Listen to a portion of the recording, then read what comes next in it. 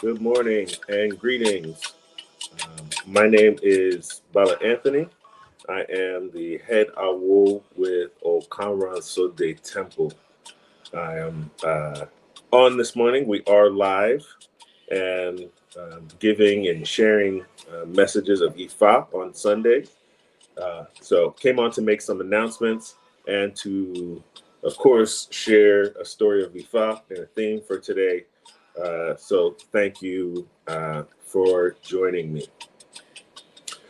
First announcement that I would like to make is I think that starting in September as we go ahead and start the new month, we're going to try a few different things for, I guess, this upcoming Ifa Temple season. And so for this upcoming time, what we're looking to do is offer morning prayers every Sunday at 9:30 a.m. So we hope that you join us for that, as well as offering our temple service twice a week, or twice a month, excuse me. And so what that means, we'll probably go for the first and third Sunday of the month to offer our temple service, which will be live and in person. And then we'll try to offer other things in between, especially working towards educating the community, trying to come together for social events as Ifa families, Ifa people, and hopefully just trying to build up Ifa and Orisha here in Miami. So we're going to continue that process, but we're going to work just a little bit differently this upcoming season. So that being said, the message I want to share with you this morning is something that I think about very often. If you know the morning prayers that we go through within the temple, within the Second Doreen temple system, or anybody who's trained under us or around us, you understand that we have a way that we pray together. We have a way that we try to think about Ifa together. And one of the areas that I think about often is gratitude, right? As human beings, we always want to improve our lives. We always want to get to the next step and the next level. But while we're moving towards that next place, we have to understand our duties as devotees. We have to understand that all of the things that we have in our life at this current point is a blessing, right? If you have a home, that's a blessing. A place to live, that's a blessing. If you have a car, that's a blessing. If you have a job, that's a blessing. A family, kids, if you have any of those things in your life, it is an absolute blessing. Now, if you're a practitioner of Ifa and Orisha, it's important to understand our process as practitioners in order for us to grow and to develop spiritually, right? That takes a little bit of work, and that in itself is also a blessing. So I'm gonna share a very specific story today. That's why the title of this cast is called Olurombi. I'm going to the Odu of Ejiobe. Many of you may know this story. It's a very, very interesting one, which covers the idea of making sure that you're showing gratitude and the concept of adhering to your responsibilities as practitioners of Ifa and Orisha.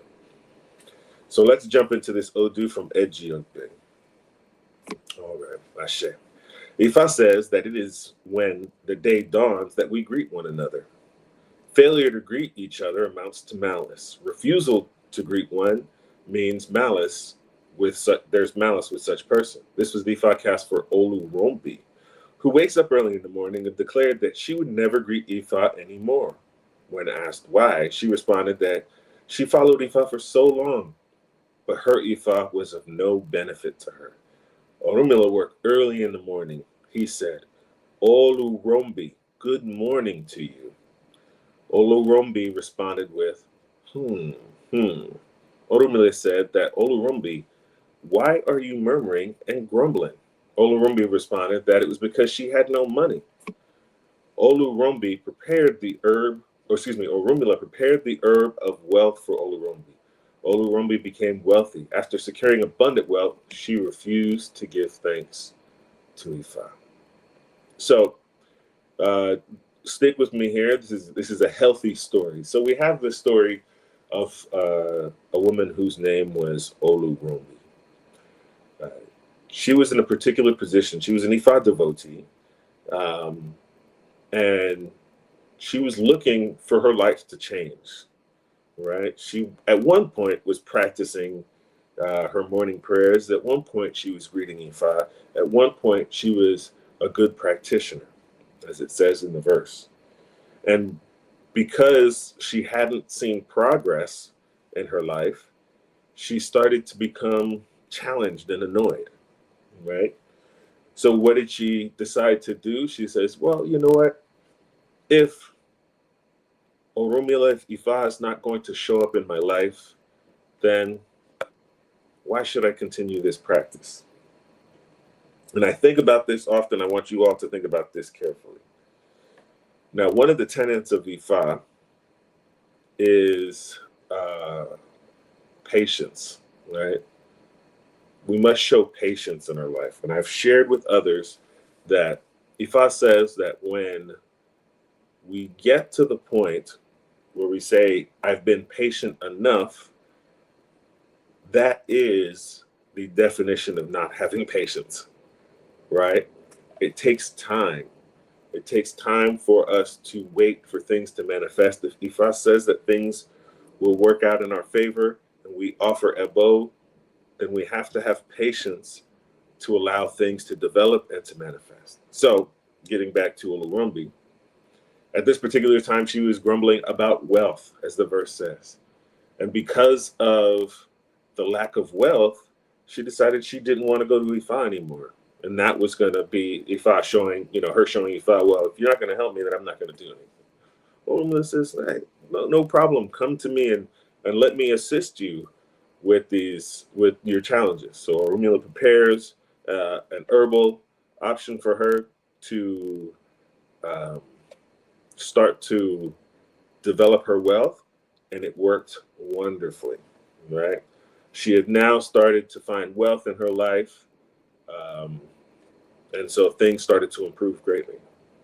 Now the verse continues to say, Ifa says that it is when the day dawned that we greet one another.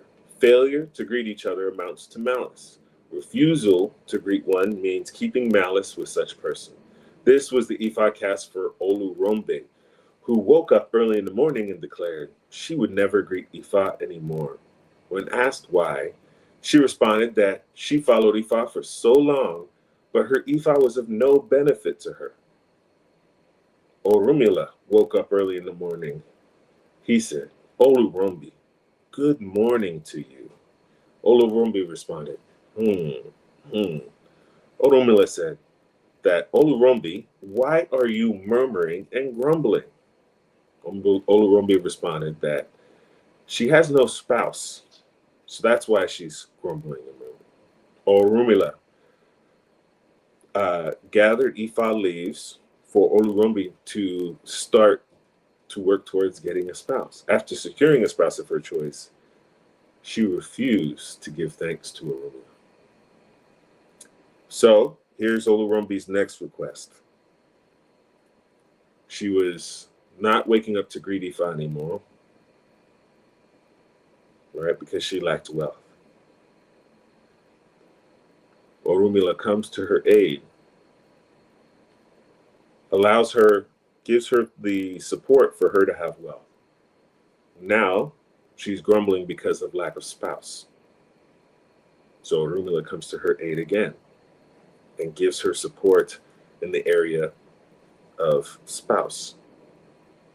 But what does Olurombi do?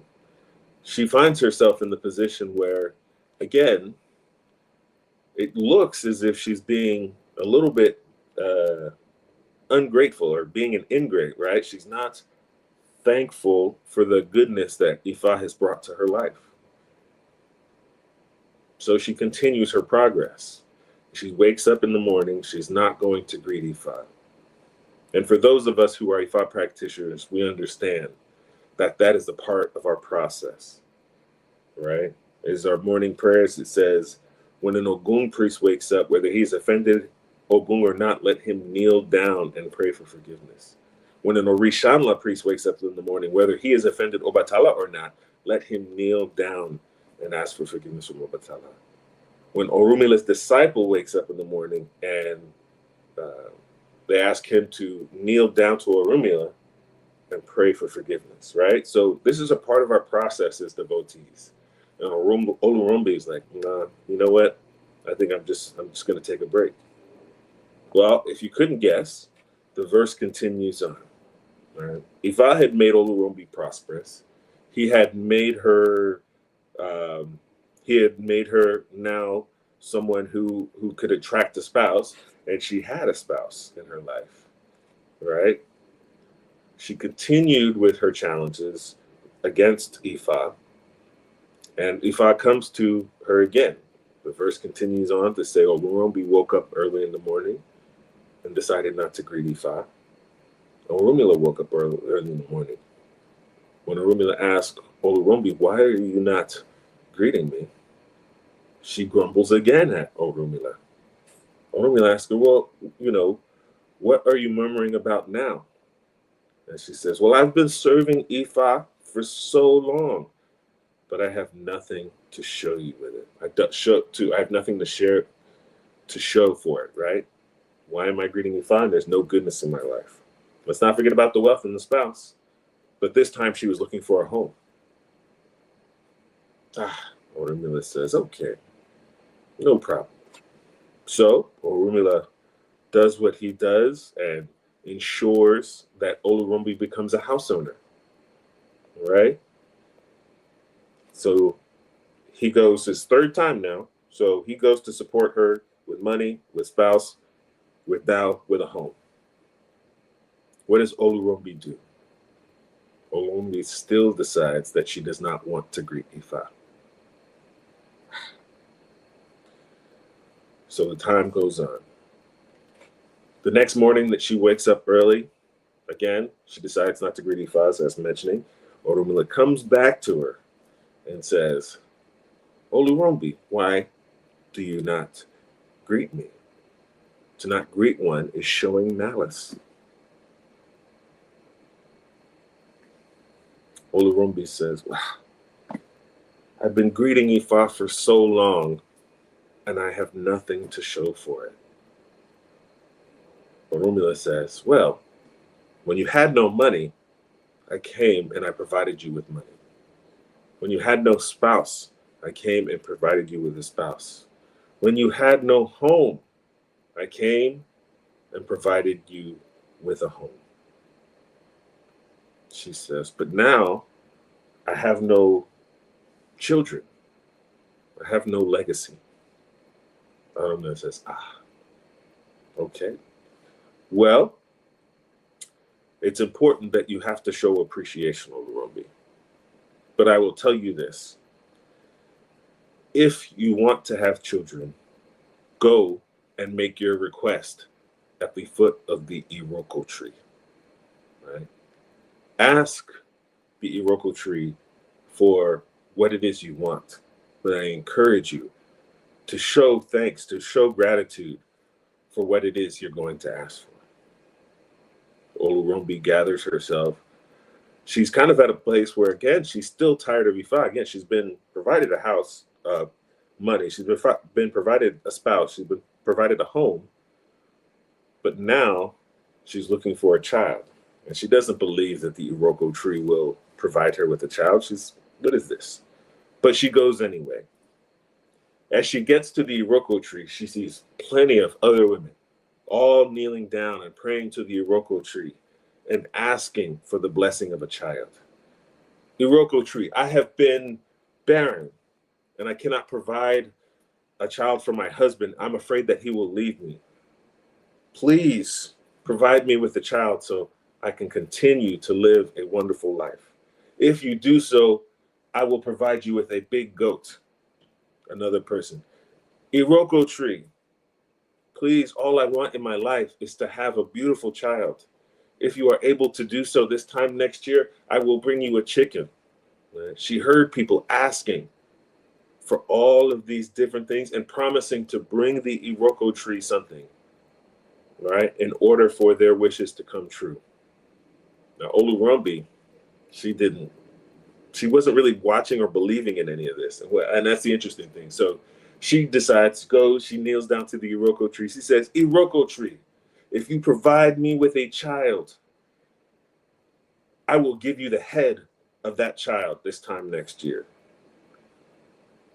Everybody sitting around but they were besides themselves. They said, no, take that back. You do not want to do that. She says, no problem. I said what I said. I'm going about my way. Well, lo and behold, as she gets back to her home, a month or so later, from being with her spouse, she found herself pregnant. She gave birth to a beautiful, beautiful child. She was in love with this child as any mother would be, right? She cared for that child, spent time with that child, right? And after the child was born, as time was moving on, she started to realize, she says, wait a minute.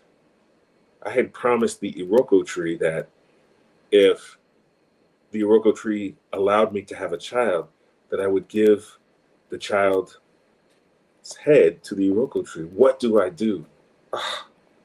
She could not sleep. She was tormented, crying every day. What have I done? What have I done? What have I done? She found herself in such a challenging place. She goes to see the Babalao, who then casts Sifa for her. Ejiogbe is the Odu that is cast.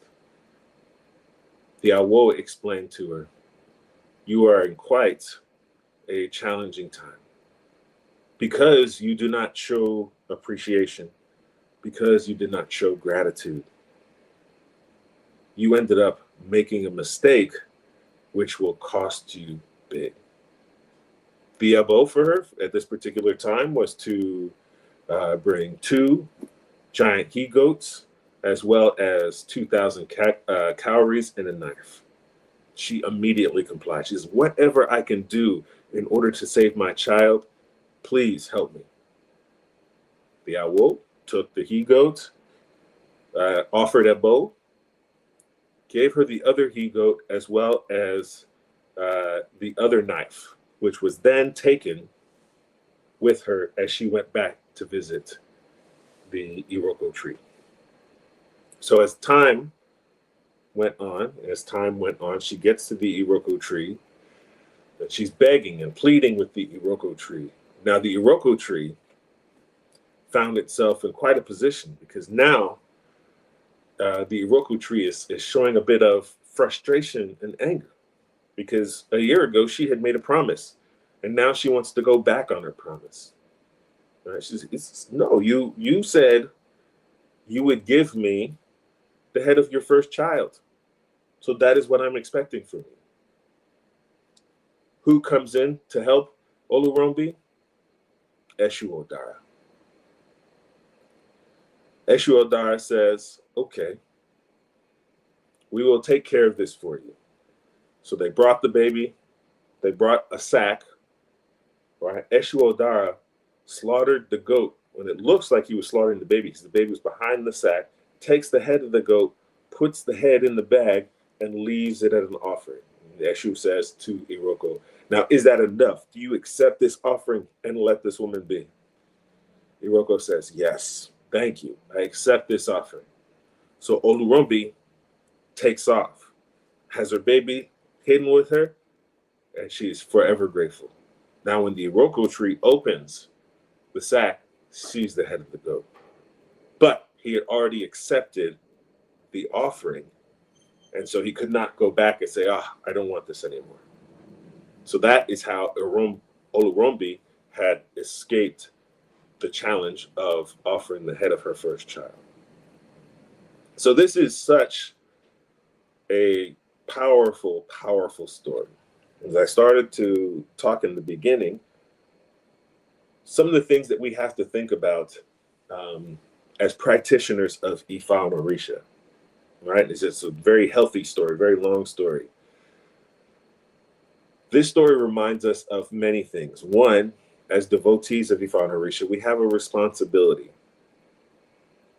We have a responsibility to give devotion. That's the definition or the translation of Oshe is to have devotion to our Orisha, right? So we have to give devotion to our Orisha for the blessings that we have in our life. That's how the whole issue started with Olurombi. She wasn't grateful. She wasn't participating. She wasn't actively working as a devotee. She decided she had done enough. She had lost patience in the process. Because she lost patience, that's where she found herself in the position of making that strange request of the Hiroko tree. So that's one thing we have to consider. Are we as devotees maintaining our practice? Right? Do we wake and greet Ifa? These are questions we have to answer as practitioners. If you're a devotee of Obatala, do you wake and greet Obatala? If you're a devotee of Shango, do you wake and greet Shango? Right? These are things that we have to think about. And I'm mainly, obviously I think I've shared with you all before, especially if you're in our Patreon study group. I shared that if we have an icon of an Orisha, we've decided that we want to take on that responsibility. That's part of the process, right? Many of us came from the Lukumi system where we have a tremendous amount of icons, and life becomes very difficult trying to work through the process of greeting all these Orishas. So I say humbly, start with your Orisha Idosu, or the Orisha that you are initiated in. That's where your praise should begin, with that Orisha. And if you're an Ifa devotee, give your praise to Ifa daily. If you have your hand of Ifa, that's a part of our process. That's what we teach, devotion. Next, we have to be grateful for what we have in our life. As I started this service off, gratitude is absolutely key to our success, right? If you're able to be on the internet to browse and search, we should be grateful for the item that we were able to purchase to allow us to be on the internet.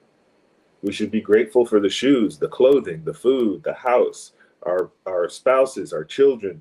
Whatever we have in our life is a blessing.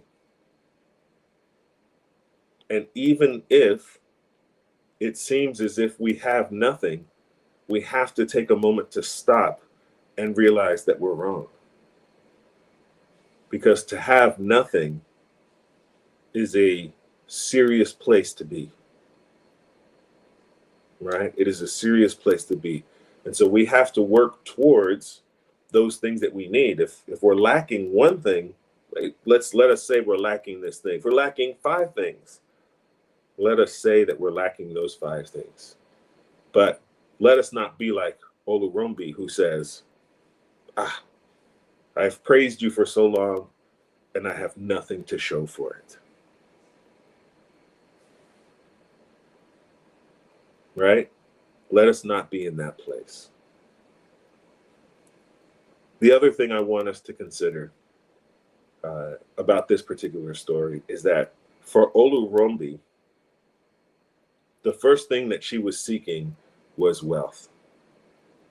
That's the first thing she was seeking from Ifa. Ifa provided her with wealth, and she still wasn't happy, right? If we go through the story, it was wealth, then it was a spouse, then it was home. What she really wanted in her life was her family to grow, was to have children, was to have a legacy, was to have something that would allow the family to continue. That was her wealth in life, right? We have to be careful about being in search of the best car. We have to be careful of being in search of the best home. We have to be careful, whatever it may be, the material items don't always produce that feeling of fulfillment. For some folks, it may. But oftentimes, if we can have that family together, if we can have the community, if we can have other aspects of life that we're in search of, right, we need to work towards those things.